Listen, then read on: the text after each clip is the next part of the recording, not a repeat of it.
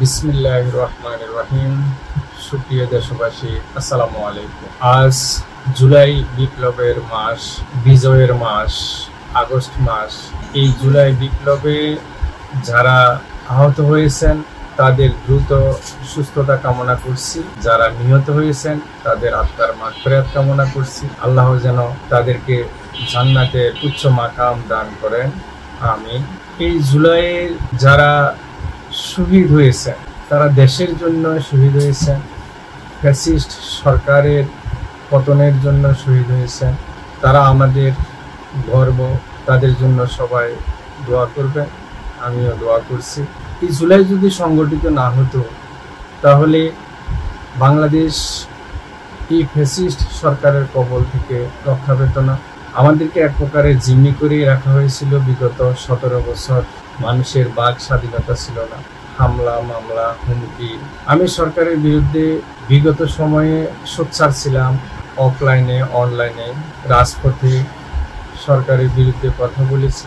কথা বলার কারণে পুলিশি হয়রানি, আমাকে যাত্রাবাড়ি থানায় উঠায় নিয়ে গিয়ে টাকার বিনিময়ে আমাকে সেদিন ছেড়ে দেওয়া হয়েছিল।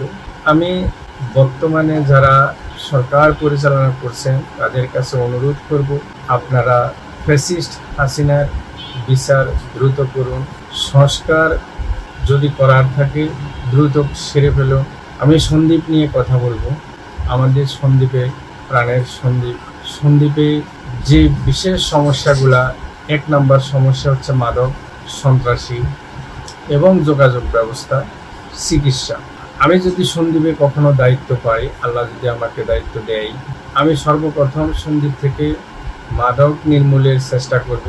দ্বিতীয়ত আমি সন্দ্বীপকে সন্ত্রাস মুক্ত করার চেষ্টা করব।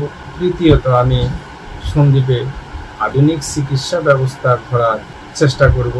যোগাযোগ ব্যবস্থা আধুনিকরণ করার সর্বোচ্চ চেষ্টা আমার পক্ষ থেকে থাকবে। আমি যদি সুযোগ নাও পাই, আমি বিগত সময় ধরে ঢাকায় বসবাস করছি প্রায় 18 বছর। সন্দ্বীপের অনেক মানুষের যতটুকু আমার সামর্থ্য আছে আমি সন্দ্বীপের মানুষের জন্য চেষ্টা করেছি কিছু করার জন্য। যদিও আমার সামর্থ্য খুব স্বল্প, তাতেও চেষ্টা ছিল আমার। আমি যদি যতদিন বেঁচে আছি সন্দ্বীপের মানুষের জন্য কিছু একটা করার চিন্তা ভাবনা আছে।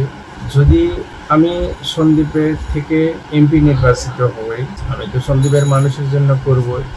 যদি আমি নাও হই, আমি সন্দ্বীপের মানুষের জন্য আমার সামর্থ্য অনুযায়ী আল্লাহ আমাকে যতটুকু তৌফিক দিয়েছে আমি সন্দ্বীপের মানুষের জন্য আপ্রাণ চেষ্টা করব, সন্দ্বীপের মানুষের সহযোগিতা করার জন্য। সবাই আমার জন্য দোয়া করবেন, আমি যেন সুস্থ থাকতে পারি, ভালো থাকতে পারি, আপনাদের জন্য কিছু করতে পারি।